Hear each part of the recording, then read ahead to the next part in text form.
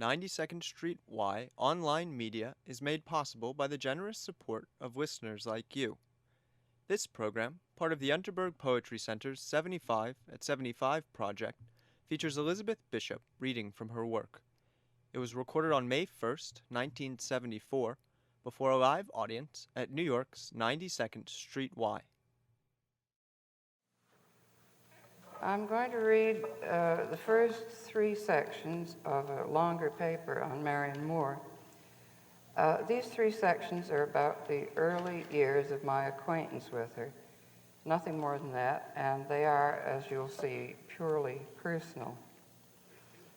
In Marianne Moore's collected poems, published in 1951, there's a poem originally called Efforts and Affection. In my copy of this book, Marianne crossed out the and wrote of above it. I like this change very much, and so I'm giving the title Efforts of Affection to the whole paper, and perhaps it will also serve for these little bits I'm going to read now.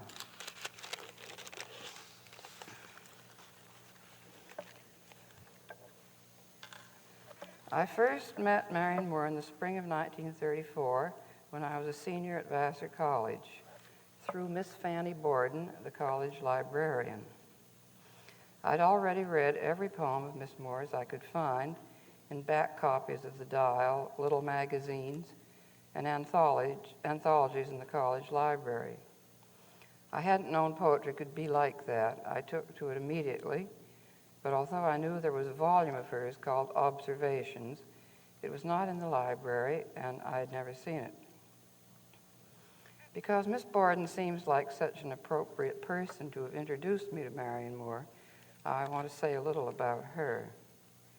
She was the niece of the Fall River Lizzie Borden, and the rumor at college was that Lizzie Borden's lurid career had had a permanently subduing effect on Miss Fanny Borden's personality.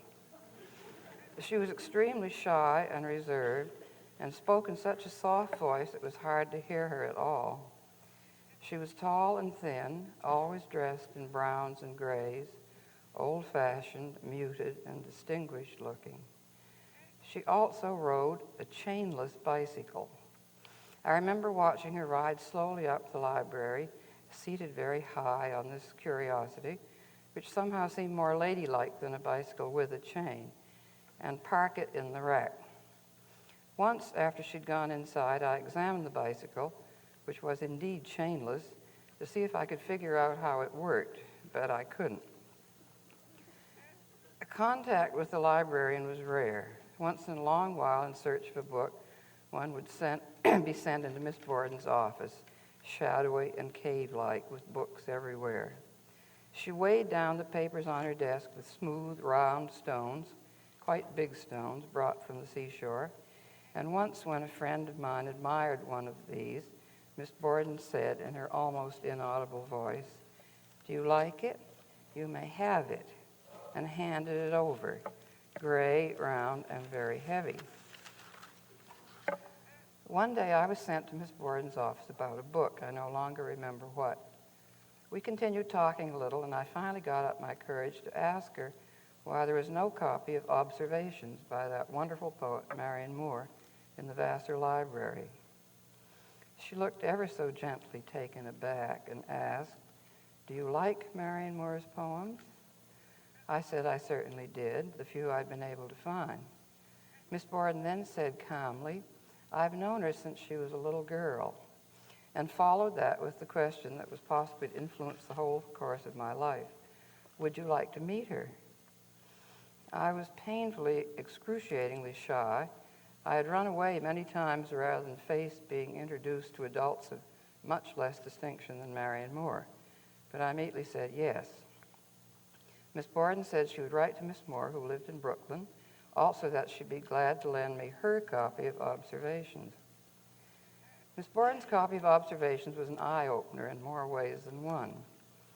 Poems like An Octopus of Ice about a glacier, or Peter about a cat, or Marriage about marriage, struck me, as they still do, as miracles of language and construction.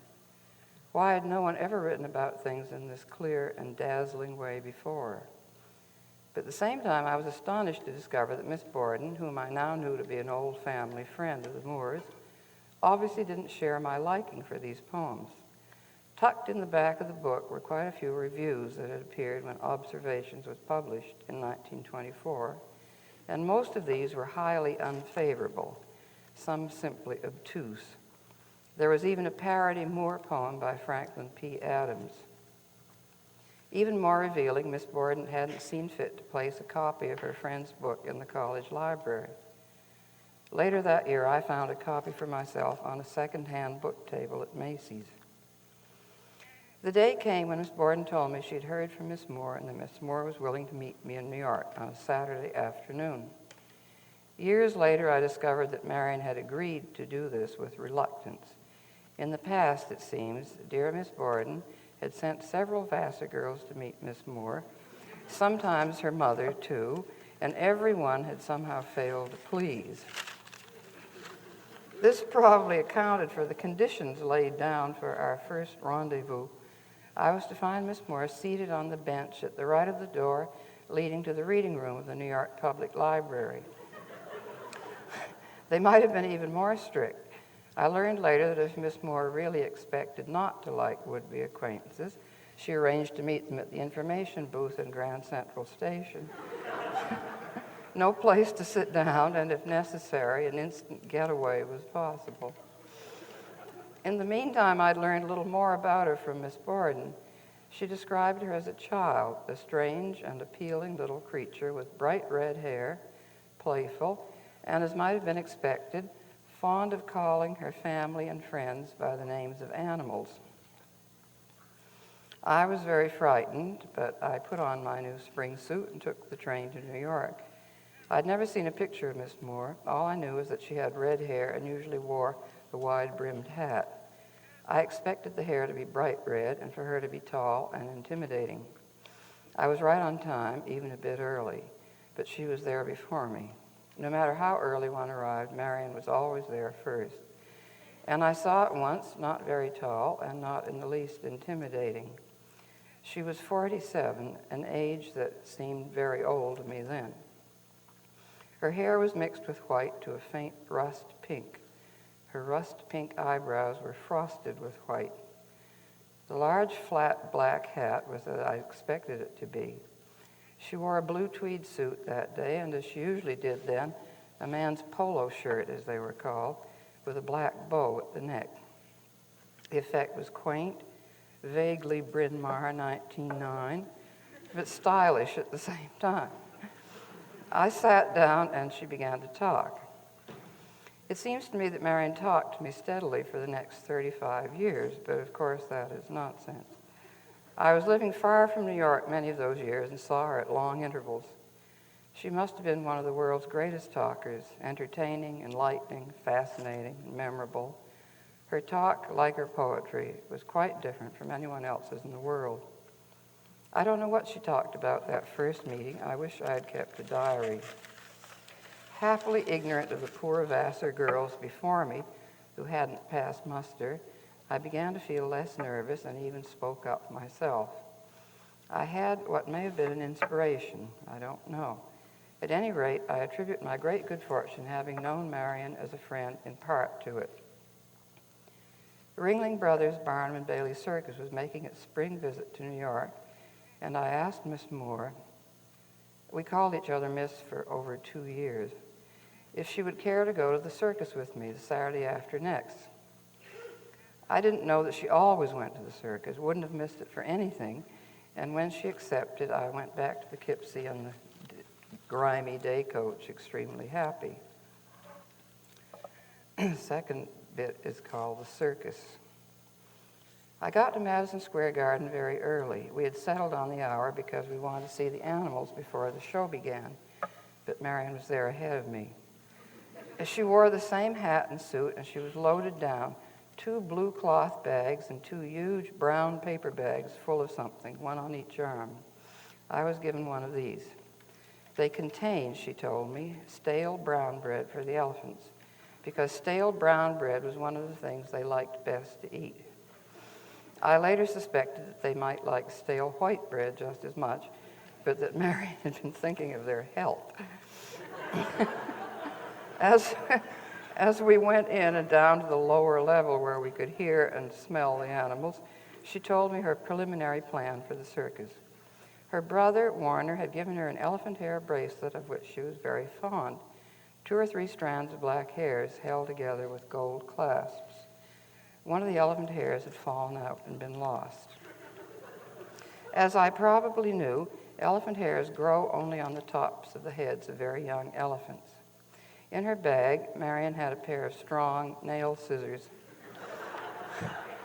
I was to divert the adult elephants with the bread, and with luck, the guards wouldn't observe her at the end of the line where the babies were, and she could take out her scissors and snip a few hairs from a baby's head to repair the bracelet.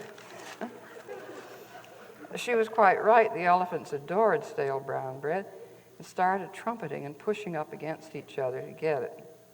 I stayed at one end of the line, putting slices of bread into the trunks of the older elephants, and Miss Moore went rapidly down to the other. The big elephants were making such a to-do that a keeper did come up my way. Out of the corner of my eye, I saw Miss Moore leaning forward over the rope on tiptoes, scissors in hand. Elephant hairs are very tough. I thought she would never finish her hair cutting, but she did, and triumphantly we handed out the rest of the bread and set off to see the other animals. She opened her bag and showed me 3 or 4 coarse, grayish hairs in a piece of Kleenex. Then we went upstairs and the 6-ring affair began.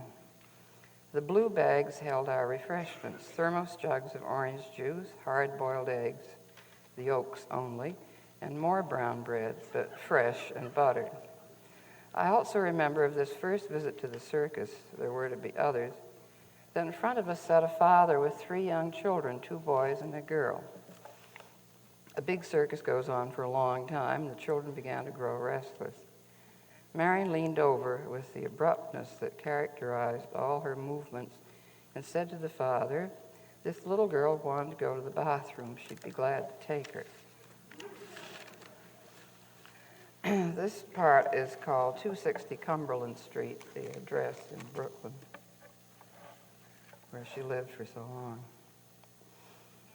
After graduating from Vassar, I lived for a year in New York City. I returned to live there from time to time for 30 years or so. It was during this first year that I got to know Miss Moore and her mother and their small apartment in Brooklyn. It was on the 4th floor front of an ugly yellow brick building with a light granite stoop and a big white glass globe on a pillar at either side of the door. Marianne told taxi drivers to stop at the apartment with the 2 mothballs in front. The elevator was small and slow. I used to try to get up in it to the 4th floor before Marianne could get down in it to take me up personally, but I rarely managed to. A very narrow hall, made narrower by waist-high bookcases along one side, and with doors to 2 tiny bedrooms opening off it, led back to the living room. On the end of the bookcase near the front door sat the famous bowl of nickels for subway fare. Nickels for years, then dimes, then nickels and dimes, and finally quarters. Every visitor was made to accept one of these upon leaving. It was absolutely de rigueur.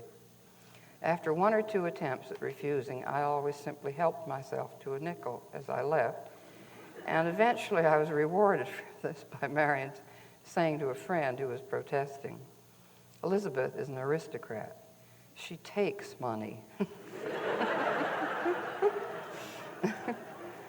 The small living room and dining room were crowded with furniture that had obviously come from an older, larger home, and there were many pictures on the walls, a mixture of the old and the new, family possessions, presents from friends, these generally depicting birds or animals.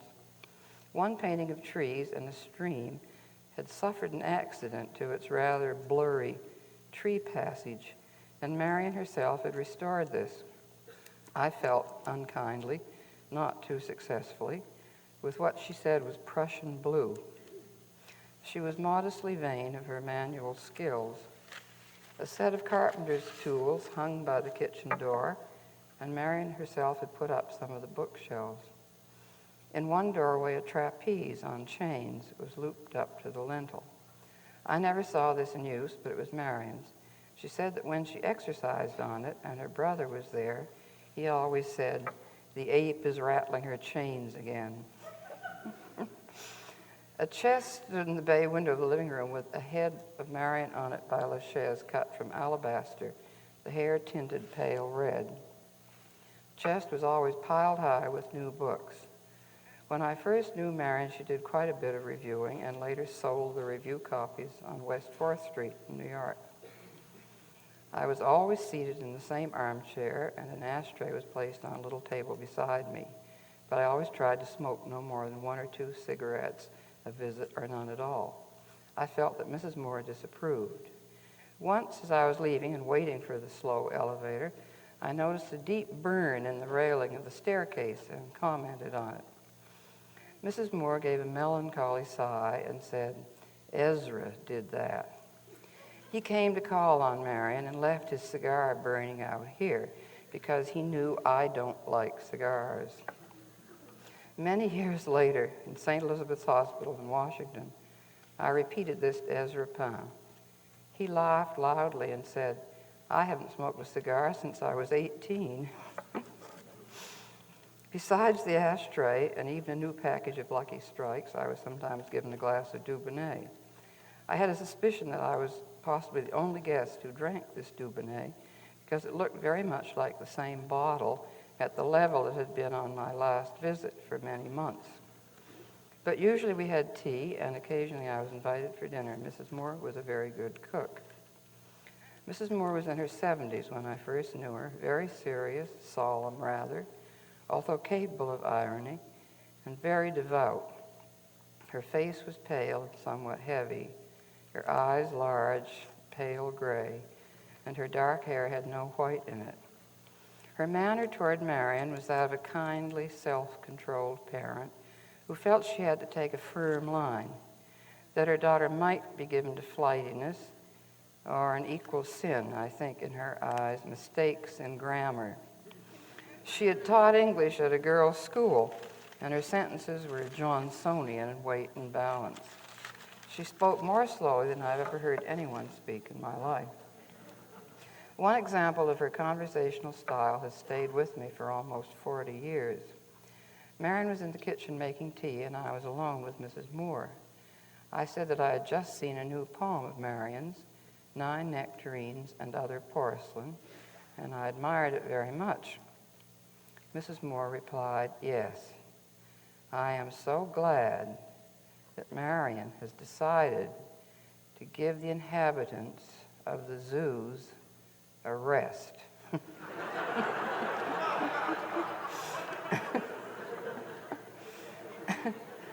Waiting for the conclusions of her longer statements, I used to grow rather nervous.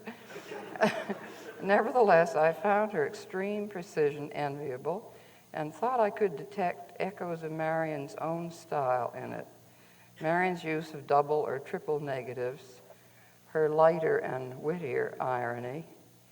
Mrs. Moore seemed to have provided a sort of ground base for them. She wrote me 1 or 2 beautifully composed little notes on the subject of religion, and I know my failure to respond made her sad. At each of my leave-takings, she followed me to the hall, where, beside Ezra's imagined cigar burn, she held my hands and said a short prayer. She said grace before dinner, and once, a little maliciously, I think Marianne asked me to say grace. Mercifully, a childhood grace popped into my head. After dinner, Marianne asked me to repeat it and wrote it down. Of course, Mrs. Moore and her daughter were what some people might call prudish, but it would be kinder to say over-fastidious. This applied to Mrs. Moore more than to Marianne. Marianne, and increasingly so with age, was capable of calling a spade, or at least calling it by its archaic name. I remember her worrying about the fate of a mutual friend whose sexual taste seemed quite obvious to me. What are we going to do about X? Why, sometimes I think he may even be in the clutches of a sodomite. One could almost smell the brimstone. That several novels of the 30s and 40s, including Mary McCarthy's The Company She Keeps, were taken down to the cellar and burned in the furnace. I published a very poor short story a year or two after I knew the Moores, and I was reprimanded by both of them for having used the word spit. Marianne gave me practical rules for the use of indecent language. She said, ordinarily, I would never use the word rump, but I can perfectly well say to Mother, Mother, there's a thread on your rump, because she knows that I'm referring to Cooper's pet hare, Old Tiny, who liked to play on the carpet and, this is a quote, swing his rump around. The bathroom in the apartment was small, long, and narrow, and like the child at the circus, I was advised to go there when Marianne thought it would be a good idea. And also in subway stations, I'll hold your bag and gloves, Elizabeth. In the bathroom was an object I liked, an old-fashioned shoeshine box with an iron footrest. On one visit, this had just been repainted by Marianne with black enamel, and so had a cast-iron toy horse laid out on a piece of newspaper, on its side, running with a streaming mane. It looked as if it might have originally been attached to a toy fire engine. I asked about this little horse. Mrs. Moore told me that when Marianne was 2.5 years old, she'd taken her to visit an aunt. The iron horse had to go along, too. Mrs. Moore had gone into the guest room and discovered that Marianne had taken a lace collar from the bureau and dressed the horse up in it. Marianne, she'd said, and one could imagine the awful solemnity of the moment. You wouldn't take Auntie Bee's lace to put on your horse, would you? But the infant Marianne, already an intrepid artist, replied, pretty looks, Ma, pretty looks. Mrs. Moore's sense of honesty or honor, like her respect for the proprieties, was staggering. Occasionally, when Marianne would tease her about it when I was there. One story is about the time Mrs. Moore decided that 5 empty milk bottles must be returned to the grocery store, thence to the dairy. They were not store bottles, as bottles then said in the glass, nor the kind that were to be put out on the doorstep, but they all came from the same dairy. The grocer looked at them and pushed them back on the counter toward Mrs. Moore, saying, you don't have to return these bottles, ma'am, just throw them away. Mrs. Moore pushed the bottles back again and said quietly, it says Borden on the bottles, they belong to the dairy. The grocer said, I know it does, ma'am, but it doesn't say store bottles or return, just throw them away. Mrs. Moore spoke more slowly and more quietly, but they don't belong to me, they are their bottles. I know, ma'am, but they really don't want them back. But the poor man underestimated Mrs. Moore. Finally, he took them all in his arms and saying weakly, my God, ma'am, he carried them into the back of the store. The atmosphere of 260 Cumberland Street was, of course, old-fashioned, but even more otherworldly, as if one were living in a diving bell from a different world, let down into the crass atmosphere of the 20th century. Leaving the diving bell with one's nickel during the walk to the subway and the 45-minute ride back to Manhattan, one was apt to have a slight case of mental or moral bends. So many things to be remembered, stories, phrases, the unaccustomed deference, the exquisitely prolonged etiquette. These were hard to reconcile with the new Lotz Avenue Express and the rapid, jolting ride facing a long row of indifferent faces. Yet I never left Cumberland Street without feeling happier, uplifted, even inspired, determined to be good, to work harder, not to worry about what other people thought, never to publish anything until I thought I'd done the best I could with it, no matter how many years it took, or never to publish at all. To change the image from air to water, somehow under all the subaqueous pressure at 260 Cumberland Street, admonitions, reserves, principles, stoicism, Marianne rose triumphant. Or rather, her voice did in that lively, unceasing jet of bubbles. I had studied a little chemistry at school, and I used to imagine that in the heavy water glass of the tiny living room, I could see crystals of minerals forming, the inevitable elaborate structures that became her poems.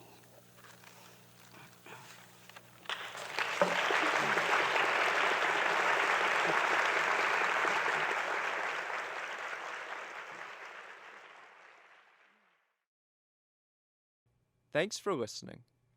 92nd Street Y Unterberg Poetry Center webcasts and access to our archive are made possible by the generous support of listeners like you.